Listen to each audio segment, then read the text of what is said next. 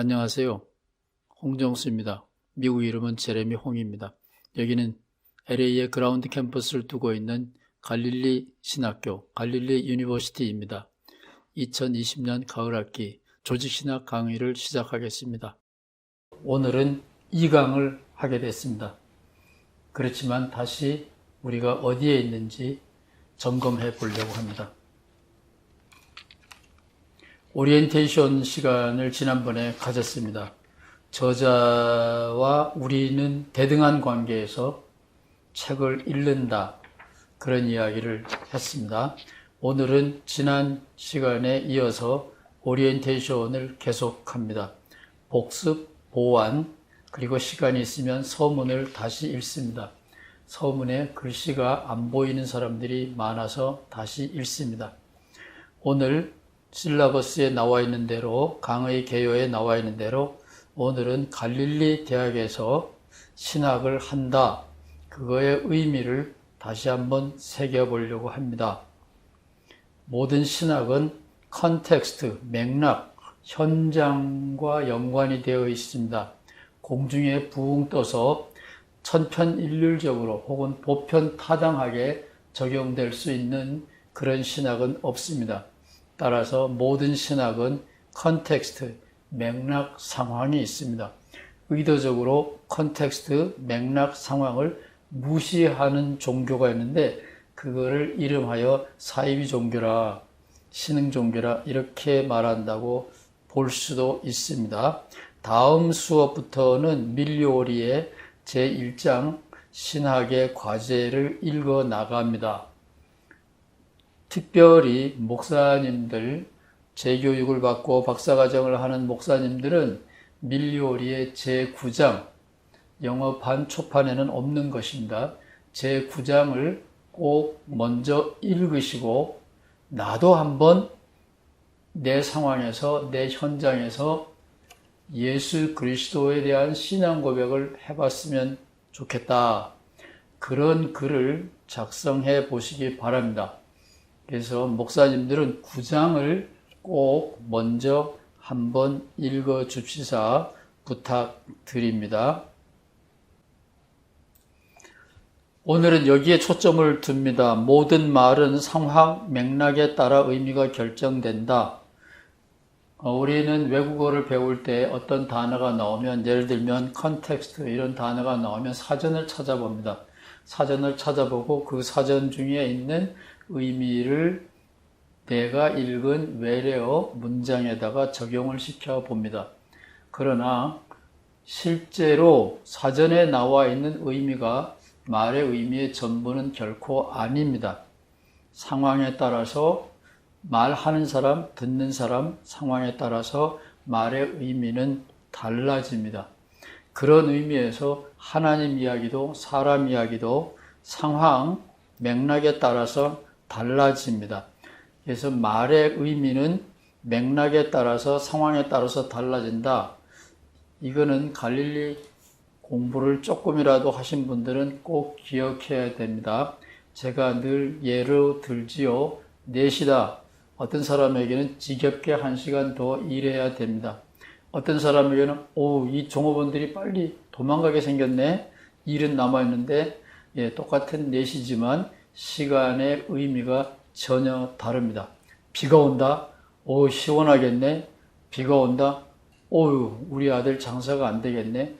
똑같이 비가 오지만 듣는 사람, 말하는 사람, 맥락에 따라서 다릅니다. 성경도 마찬가지입니다. 신학도 다릅니다. 이것을 꼭 기억하셔야 됩니다. 그것이 바로 갈릴리에서 신학을 한다라는 의미고, 갈릴리에서는 현장 신학입니다. 현장 신학. 상황이 없는 신학, 책에 있는 신학, 그거는 갈릴리 신학교에서는 해당하지 않는 겁니다. 이 점에 착오가 없기를 바랍니다. 말의 의미는 상황과 맥락에 따라서 다르다. 그런 말을 이미 여러분에게 드렸습니다. 그렇다면 우리의 책 원 제목은 이겁니다.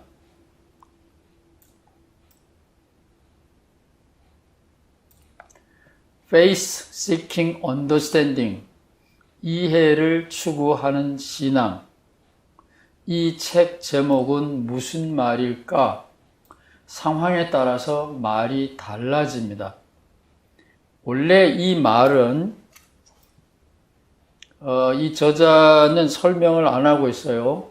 어디 나중에 할란지 모르겠는데 일단은 안 하고 있습니다. 원래 이 말은 11세기에 안셀름이 한 말입니다. 공격자들이 자꾸 너네들이 하는 말은 의미가 없다, 부조리다, 그런 공격이 굉장히 많이 있었고, 기독교인들은 초기에 우리 신학은, 우리의 믿음은 말이 된다는 변명을 해야만 했습니다. 초기의 조직신학은 바로 그런 거였습니다. 그래서 남들에게 변호하기 위해서가 아니라 나 자신에게 신학은 이런 것이다 이해하려고 하는 노력이 있었고, 그것이 바로 11세기의 안셀림이 그 유명한 말을 남긴 겁니다. 신앙은 믿음을 추구한다. 공격자들이 우리를 향하여 너희네 기독교인들은 absurd, 부조리다, 말이 안 된다라는 공격이 끊임없이 있었고, 그거에 대해서 우리 신학도 make sense, 말이 된다, 변호하기 시작했고, 그래서 신학 내부에서는 믿는다, 나만 믿으면 되는 게 아니라 믿음에서 출발한다 이 말이에요. faith seeking understanding, 이해를 추구하는 신앙이라는 말은 이해를 쫓아가기 위하여 믿음에서 출발하는 겁니다. 이 말은 믿음이 없는 사람에게는 신학이 필요가 없는 겁니다. 예를 들면 우리가 불교를 공부할 수 있죠.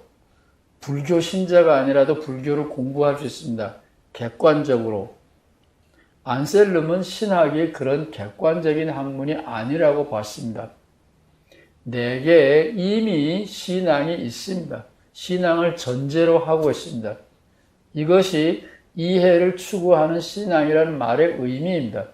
제가 지난 강의 때 얘기했죠. 공부 좀 했다라고 어떤 청년이 유식을 자랑하려고 이해를 추구하는 신앙, 좀 이상한 것 같거든요. 이해를 추구해? 믿음이 최고지. 그래서 믿음을 추구하는 이해. 아니, 내가 기독교 신앙을 이해도 못했는데 이해해서 출발해서 믿음으로 가? 이것도 아닌 것 같고, 이것도 아닌 것 같고, 혼자서 중얼중얼 하다가 기도를 대충 얼버무렸다, 이런 말씀을 드렸죠. 신앙, 이해, 두 축이 있습니다. 어디서 어디로 가느냐? 믿음에서 이해로 간다. 이게 안셀림의 말입니다. 신앙 공동체의 내부에서 외부 사람이 우리를 공격하고 있어. 외부 사람의 공격이 있기 때문만이 아니라 우리도 우리 자신이 믿는 바가 뭔지 이해하려고 노력을 해야 되지 않겠니? 이게 신학이다, 이런 말을 했는데 이거는 안셀름만 한 게 아니에요. 저는 아주 우연히 좋은 선생님을 만나서 어거스틴을 많이 읽었습니다. 어거스틴은 안셀림보다 600년 전쯤 사람인데 5세기 사람이에요. 어거스틴이 이미 그런 말을 했습니다. 어거스틴은 굉장히 정확하게 말했어요. 신앙과 이해는 회오리 바람처럼, 나사모처럼 빙글빙글 돌아간다. 움직입니다. 믿음이 가네. 또 의심이 갑니다. 이해를 추구합니다. 이해가 됐네. 한 단계 더 높은 데서 믿음이 성숙합니다. 이해했다. 그래서 릴렉스, 끝나는 게 아니에요. 믿음이 생깁니다. 믿음이 올라가느냐? 더 높은 단계로 의심이 생기고 이해가 생깁니다. 회오리 바람처럼, 나사모처럼 빙글빙글 돌아갑니다. 그래서 그 청년이 기도했던 것, 이해를 추구하는 믿음이냐, 믿음을 추구하는 이해냐, 그러면은 동일한 겁니다. 어거스틴의 말에 의하면 믿음에서 정죄한 것, 안셀름의 말에 의하면 믿음에서 안주하는 것, 정죄하는 것, 이것이 칼 발트의 정통주의 신앙인데 이런 것들이 문제가 되고 이성과 신앙, 그것은 다이나믹하게 교류하는 거다, 대화하는 거다. 이것이 이 책 제목의 뜻입니다. 조직신학이라는 말은 부제목이에요. 안셀림의 밀리오리에 있어서는. 한국어 번역판은 부제목이 원제목처럼 크게 나와 있는데 밀리오리는 원제목이 신앙을 추구하는 믿음입니다. 믿음에서 출발한다라는 말이에요. 그렇지만 갈릴리는 믿음이 없는 사람도 와라. 호기심만 있으면 된다. 와라. 불교신자도 와라. 무신론자도 와라. 그래서 우리는 더 개방적입니다. 우리 갈릴리에 다니고 있는 유학생들은 많은 경우 기독교인이 아닙니다. 저는 그분들이 가장 훌륭한 신학생이 될 수 있다고 확신합니다. 믿음이 없이 와서 여기에 좋은 상품이 있네. 진리의 길이 있네. 그러면 기독교인이 되는 거예요.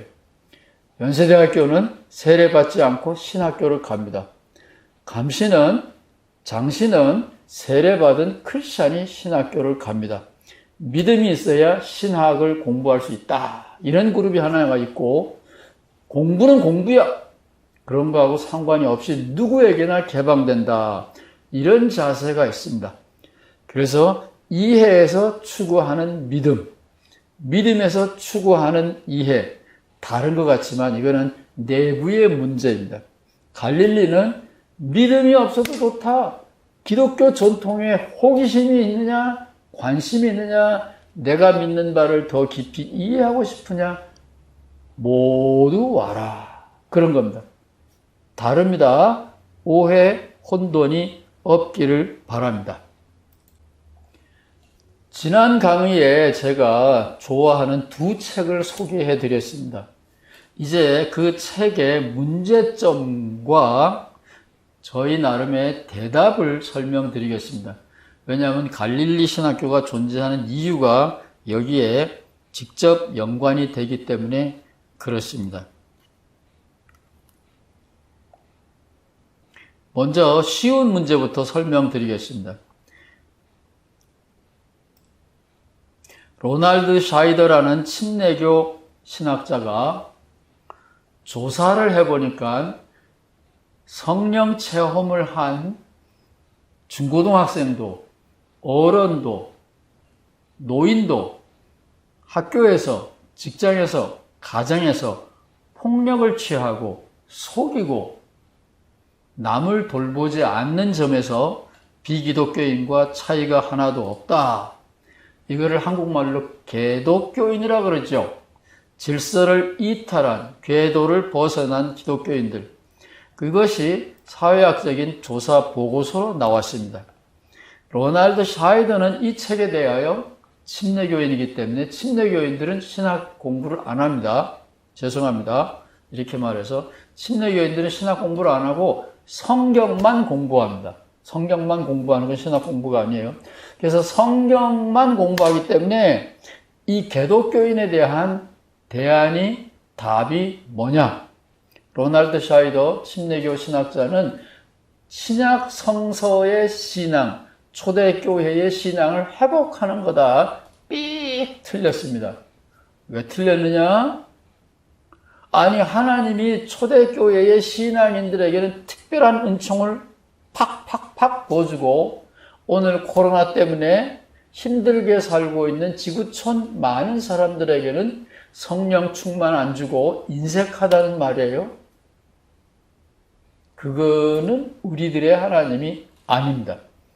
초대교회의 신약성서, 예수님의 제자들 보면 예수님이 십자가를 지고 죽음의 길을 가고 있는 그 순간에도 뒤에서 높은 자리 서로 가려고 말다툼 했다. 그런 X 같은 독사의 새끼들이 초대교회에 예수님의 제자들이고 바울과 마가가 볼 때는 예수님의 제자 중에 어떤 누구도, 사탄도, 귀신 들린 사람도 알아보는 예수의 정체를 못 알아봤다. 따라서 로날드 샤이더가 말하는 초대교회로 돌아간다. 그거는 삐 아니올시다입니다. 그러면 홍종수 너는 개독교인이 왜 개독교인이 되느냐? 그거는 이미 여러분이 책 제목만 보면 아시죠? 밀리오리 책 제목이 뭐예요? 이해를 추구하는 신앙. 믿는 것 같지만 기독교 신앙이 뭔지 본질을 바탕을 이해를 못하기 때문에 실천을 어떻게 해요? 내가 어디로 가야 될지 모르는데 어떻게 목적지에 도달해요? 뭘 사러 시장에 왔는지 모르는데 어떻게 쇼핑을 제대로 해요? 상대방이 원하는 게 뭔지 모르는데 어떻게 상대방을 기쁘게 합니까? 장로교식으로 말하면 하나님께 영광을 돌린다. 하나님이 뭘 원하는지 모르는데 어떻게 하나님께 영광을 돌립니까? 답답하기 그지없지요. 이해가 없어서 신앙이 성령 체험을 했음에도 불구하고 신앙이 개판, 개독교인이 되는 겁니다. 아멘 하십니까? 아니요? 예. 이 일을 달아주시면 좋겠습니다. 자, 이제는 요 옆에 이야기.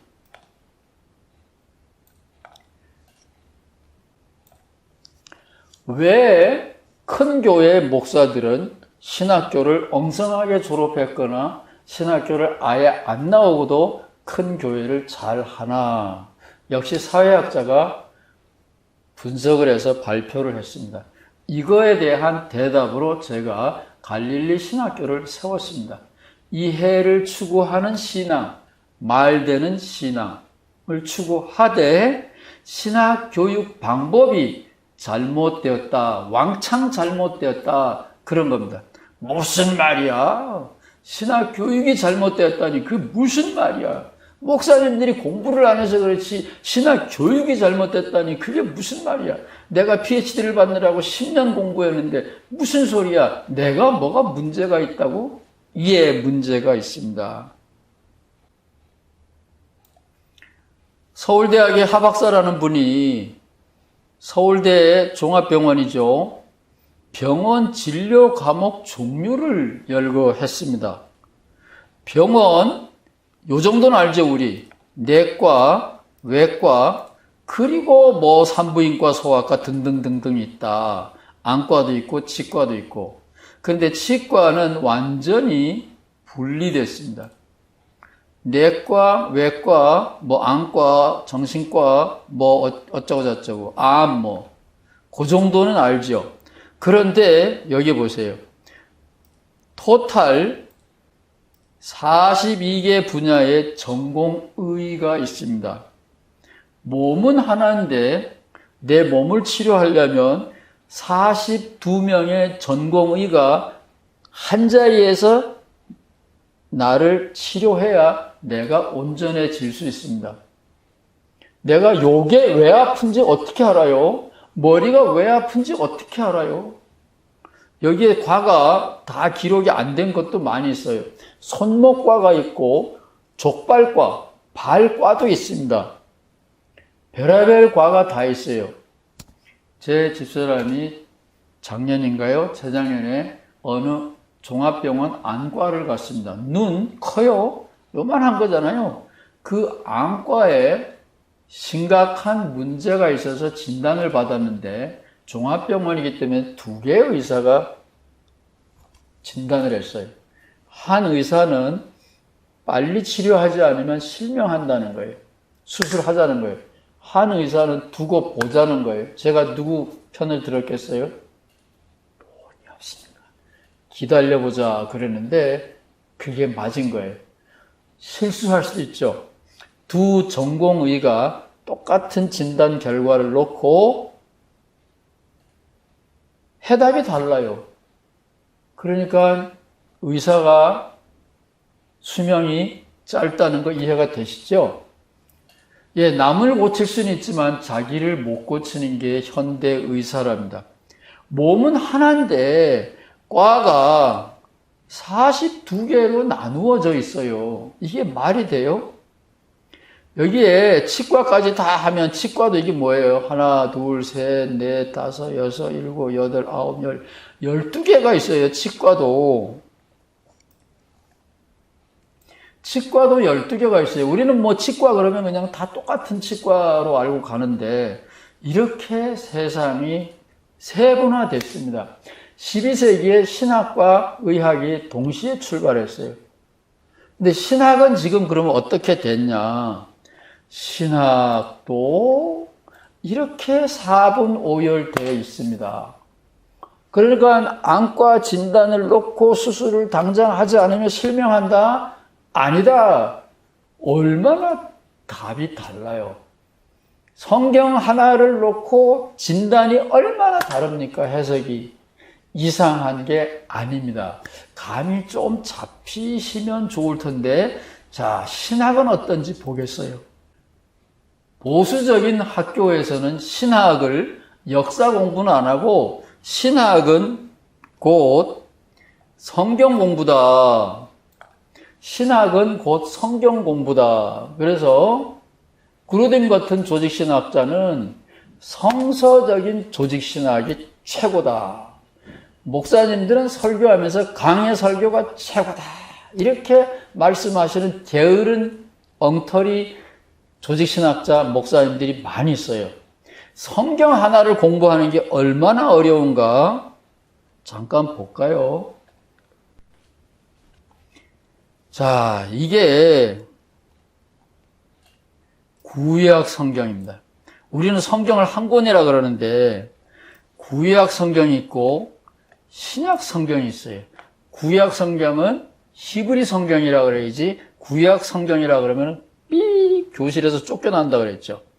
구약 성경을 전공하는 분야가 최소한 내과, 외과, 기타과처럼 셋으로 나누어져 있어요. 소위 오경, 문학, 시편 같은 거, 그 다음에 예언, 이렇게 크게 나누어져 있습니다. 그러니까 구약 성서를 통째로 진단하고 처방할 수 있는 전문가 없습니다. 목사님들이 다 설교해야 되니까 목사님들은 대단한 거예요. 대단한 거예요. 꼭 한의사 선생님 같아. 한의사 선생님 혼자서 다 하잖아요. 신약도 마찬가지예요. 신약도 최소한 복음서, 요한복음서, 바울서신 최소한 3개 분야로 나누어져 있어서 서로 모릅니다. 몰라도 돼요. 성경은 한 권인데 구약 교수는 신약을 못 가르치고 신약 교수는 구약을 몰라도 돼. 그러니까 의학만 4분 5열 있는 것이 아니라 신학도 갈기 쪼개져 있어요. 그러니까 신학교 4년, 3년 나왔다 그래도 현장, 목회하는 데 가서는 헷갈려가지고 목회할 때는 결국은 자기가 소시적 배운 담임 목사님 흉내를 낼 수밖에 없는 거예요. 이해가 되세요? 목사님이 나는 요한복음 전공이다 그러고 맨날 요한복음만 설교할 수 있어요? 나는 시편이 좋다 그래서 맨날 시편만 매길 수 있어요? 영양실조 걸리죠? 쫓겨나죠? 안과 전문의는 안과만 하면 되는데 안과 전문의가 똑같은 환자를 놓고 큰일 났다? 아니다. 이렇게 달라요. 왜 그러냐? 의학이 4분 5열 되어 있기 때문에 그렇습니다. 그러면 갈릴리 대학을 너 왜 세웠느냐? 의학에서 배울 게 하나가 있어요. 팀으로 임상 실험을 한다. 현장에서 실험을 한다. 저는 갈릴리 대학에서 목사님들이 오시면 교수님들과 함께 한국의 현장, 분단 문제, 코로나 문제, 4대강 문제, 인구 문제 이런 거를 놓고 공동으로 실험을 해서 성서적인 우리 시대에 맞는 답을 찾아가 보자. 정답이 있는 것이 아니고 임상 실험을 하듯이 신학 임상 학교를 만드는 것이 제 꿈입니다. 조금 이해가 됐으면 좋겠어요.